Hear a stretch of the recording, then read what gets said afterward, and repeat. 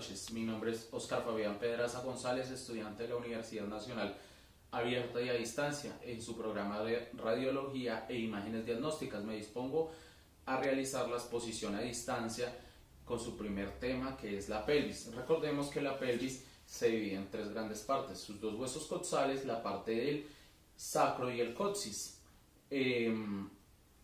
Recordemos, las partes de la pelvis son los dos agujeros obturadores, la parte de la sínfisis púbica, las partes de las articulaciones, que es la articulación sacroiliaca, la unión de la parte del sacro con la parte del ilion, la articulación sacroiliaca. Y recordemos que el hueso coxal se divide, van unidos los tres grandes huesos: el ilion, el isquion y el pubis, que a su vez forman el acetábulo, donde se ubica la otra gran articulación, que es la articulación coxofemoral. Recordemos las partes de estos tres huesos importantes que forman el hueso coxal: el ilion, el isquion y el pubis. Comenzamos con el ilion. El ilion, las partes del ilion son la cresta ilíaca, la espina ilíaca antero-posterior, la espina ilíaca antero-superior, la fosa ilíaca, la línea arcuata, la tuberosidad ilíaca, la espina ilíaca postero-anterior, la escotadura ciática mayor y el cuerpo del ilion. Seguimos con el isquion. El isquion y sus partes son cuerpo del isquion, escotadura ciática, espina ciática menor, rama del isquion y tuberosidad del isquion. Seguimos con el pubis. El pubis y sus partes son el cuerpo del pubis, la rama superior del pubis, la rama inferior del pubis, la cresta pectínea y la espina púbica. La columna vertebral. La columna vertebral se divide en cervical, dorsal, lumbar, sacro y coxis. A su vez, la cervical tiene 7 vértebras, dorsal 12, lumbar 5, sacro 5 y coxis de 3 a 5.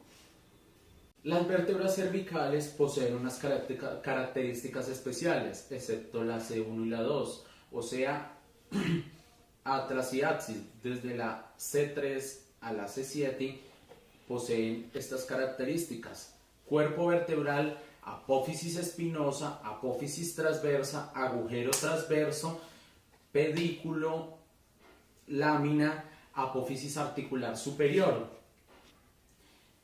El atlas posee unas características especiales. El atlas no tiene cuerpo vertebral ni apófisis espinosa, pero tiene una cavidad glenoidea para los cóndilos del occipital. Algunas de las partes del atlas son el arco anterior y posterior, tubérculo anterior y posterior, apófisis transversa, agujero transverso, superficie articular y carilla articular.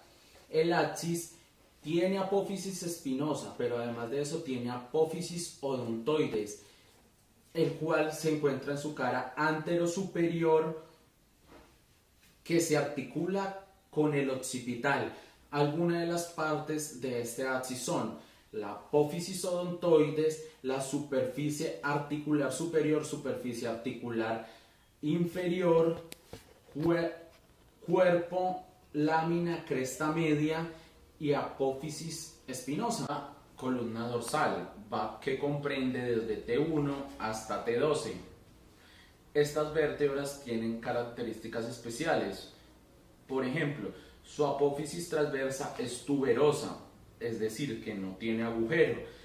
Tienen una inclinación hacia atrás y hacia afuera. Poseen 4 carillas articulares a cada lado, donde se articulan las costillas en la tuberosidad y la cabeza de la costilla. Su cuerpo es cuadrilátero, es decir, igual ancho que largo.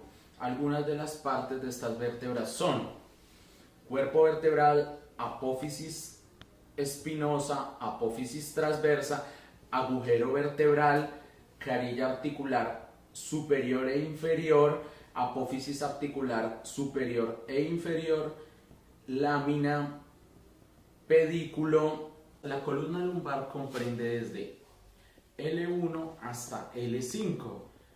Estas vértebras tienen características especiales. A diferencia de las vértebras dorsales, las vértebras lumbares no poseen carillas articulares. Poseen un cuerpo triangular y una apófisis transversa unituberosa, un poco inclinada hacia atrás y hacia afuera. Poseen un canal vertebral equilátero, o sea, sus láminas son más altas y anchas. Algunas de las partes de las vértebras lumbares son cuerpo vertebral, apófisis espinosa, apófisis transversa, apófisis articular superior, agujero vertebral, tubérculo mamilar y accesorio. Vamos a hablar un poco de cómo se componen de los discos intervertebrales que hay entre vértebra y vértebra. Estos son sínfisis y discos intervertebrales, los cuales se componen de un anillo fibroso y núcleo pulposo, los cuales se insertan en los anillos epifisiarios de la columna vertebral. En el sacro encontramos dos caras, una anterior y otra posterior.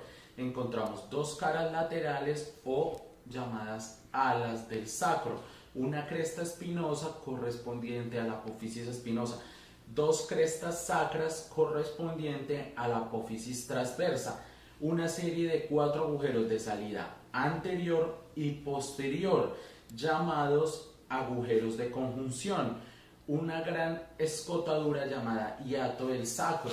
En el coxis, como lo dije, posee dos carillas articulares en su parte superior, pero también en el coxis encontramos una cara anterior y una cara posterior. Poseen dos vértices, dos bordes laterales y posee una base y un vértice. Continuamos con el tórax. En el tórax encontramos las costillas, el esternón y sus partes son el manubrio, el cuerpo y la apófisis sifoides. Las costillas son 24, se dividen en 12 cada lado. Las costillas articulan en su parte anterior con el esternón por medio de un cartílago y en su parte posterior con la columna torácica en la carilla articular. De las 12 de cada lado, 7 son verdaderas porque estas 7 articulan directamente al esternón por medio de un cartílago. 3 falsas porque las 3 falsas articulan 3 costillas por medio de un solo cartílago al esternón. 2 flotantes porque estas flotantes solo articulan a la parte de la columna torácica y no al esternón. Detrás de las costillas y el esternón encontramos una parte que llamamos el mediastino, donde encontramos el exófago, la tráquea del corazón, los 2 pulmones a los lados, y es donde encontramos las venas y arterias pulmonares, y podemos encontrar que el pulmón derecho es de mayor tamaño que el izquierdo, ya que el corazón ocupa un espacio de ese pulmón izquierdo, porque el corazón tiene una ubicación oblicua y un poco hacia atrás, por eso le reduce el espacio al pulmón izquierdo. Las partes del corazón son aurícula derecha, ventrículo izquierdo, aurícula izquierda, ventrículo izquierdo. Del corazón se desprende la vena cava superior y la vena cava inferior, la aorta descendente y la aorta ascendente, en donde encontramos el callado de la aorta, donde encontramos la carótida derecha y carótida izquierda, la subclavia izquierda y la subclavia derecha. Muchas gracias. Y cráneo.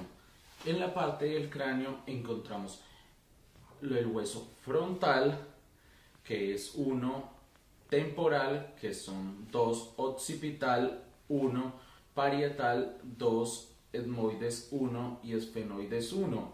En la parte de la cara encontramos el palatino 2, vomer 1, lagrimal 2, nasal 2, cornetes 2, maxilar superior 2, maxilar inferior 1, cigomático o malar 2. También encontramos las articulaciones temporomandibular y algunas de estas suturas que encontramos en la parte del cráneo son la lamboidea, que une el occipital con el parietal, occipitomastoidea, está entre el occipital y el temporal. El esfenofrontal entre el esfenoides y el frontal. La escamosa entre el temporal y el parietal. La temporocigomática entre el temporal y el cigomático.